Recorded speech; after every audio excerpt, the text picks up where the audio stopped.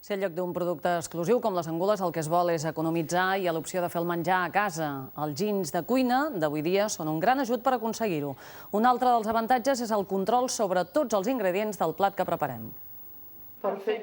La Mila ha quedat amb les seves amigues per preparar els torrons de Nadal. Això és fer un plat més, igual que faig el pollastre o faig els canelons, és perquè no les postres. Sempre hem tingut més tradició de comprar-los i la veritat és que a tota la família ens encanten, ens agraden molt.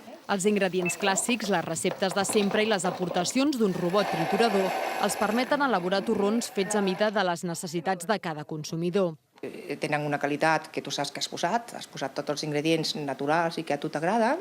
Llavors, si tens algú a la família que és diabètic, per les persones celíaques, quan tu tritures una ametlla, saps que és ametlla, no és una farina d'ametlla, que no saps què hi ha. Això et dona una fiabilitat per a una persona que té unes restriccions dietètiques. I les possibilitats no es limiten als torrons de xocolata. La Mila assisteix a un curset per ampliar coneixements i repertori. Amb el triturador, el motlle i el corró a la mà, ja es pot atrevir a fer torrons de massapà, de coco o de xixona.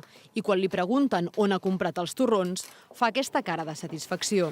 Doncs això els dic, no, això és tot casolà, és tot fet amb mi i si vols t'ensenyo com ho pots fer tu també.